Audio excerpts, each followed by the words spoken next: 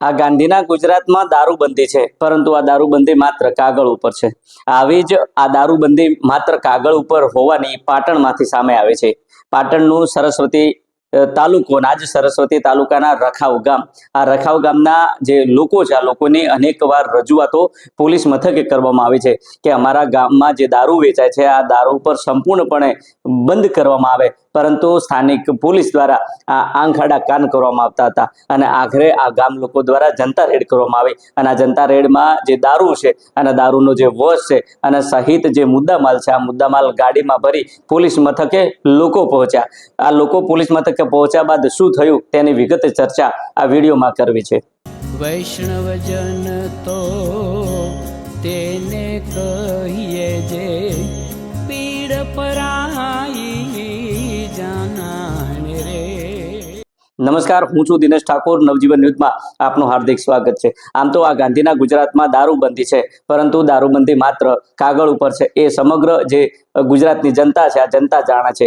પરંતુ પાટણ જિલ્લો અને પાટણ જિલ્લાના સરસ્વતી તાલુકાનું રખાવ ગામ, આ રખાવ ગામના લોકોની અનેકવાર રજૂઆતો જે સરસ્વતી પોલીસ મથક છે આ પોલીસ મથકે કરવામાં આવી હતી અને જે ગામ લોકો છે આ ગામ લોકોની એક જ માંગ હતી કે અમારા ગામમાં જે દેશી દારૂનું જે વેચાણ થઈ રહ્યું છે અને આ જ વેચાણને લઈને અનેક યુવાધન બરબાદ થયું છે અને આ જ યુવાધન બરબાદ થતું હોવાના કારણે અનેક પરિવારો રઝળતા થયા છે.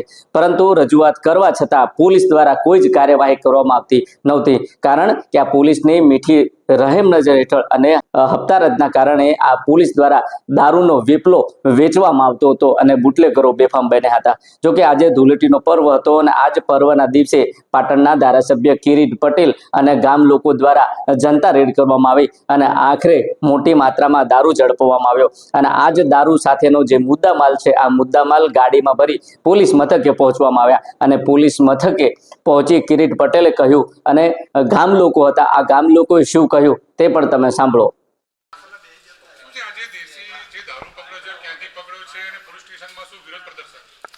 જો આજથી 10-15 દિવસ પહેલાં મારી રખાવ ગામે મુલાકાત હતી. એના પહેલાં પણ રોડનું ઉદ્ઘાટન હતું.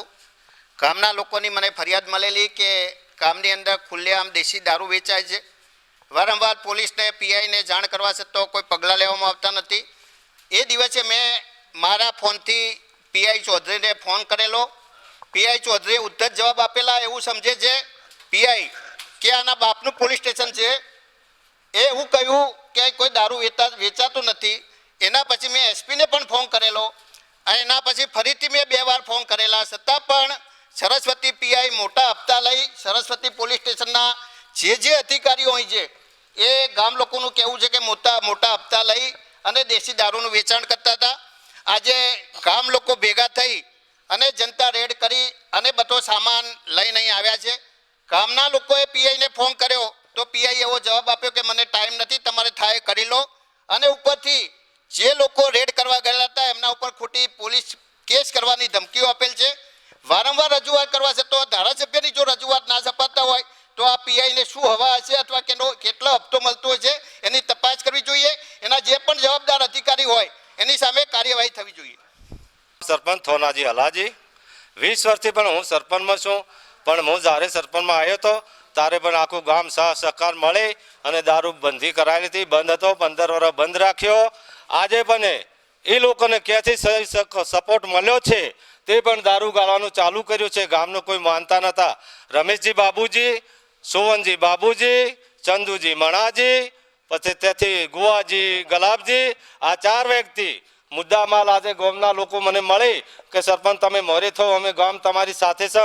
ગામમાં ઘણી બૈરાને ખાવા નથી મળતું, એમના ઘણા નાના છોકરાઓ પણ મરી જશે. 2 વર્ષમાં તો ઘણું નુકસાન ગામમાં થઈ ગયું છે. 2 વર્ષમાં આજે અમે આખા ગામ સાથે મળી અને જનતા રેડ કરી, પણ અમને બહુ ગાળો બોલી છે, બહુ લોકો અમે સહન શક્તિ કરી અને તેમનો મુદ્દામાલ લઈ અને એ પોલીસ થાણે આવ્યા છે. આજે અમારી માંગ છે અમારા ગામમાં દારૂનું વેચાણ કોઈ દિવસ થવું જ ના જોઈએ. વર્ષો વીતી જાય પણ દારૂ ગામમાં વેચાણ ન થવું જોઈએ. પોલીસનો સાથ સહકાર જોવે છે પણ અમને સાથ સહકાર મળતો નથી. આવીઓના પહેલા 2-3 મહિના પહેલા 50 જણાની સહીઓ કરી અરજી આપેલી છે. મારી જોડે પણ અરજી હાલે પડી છે. પોલીસ સાંભળતી નથી.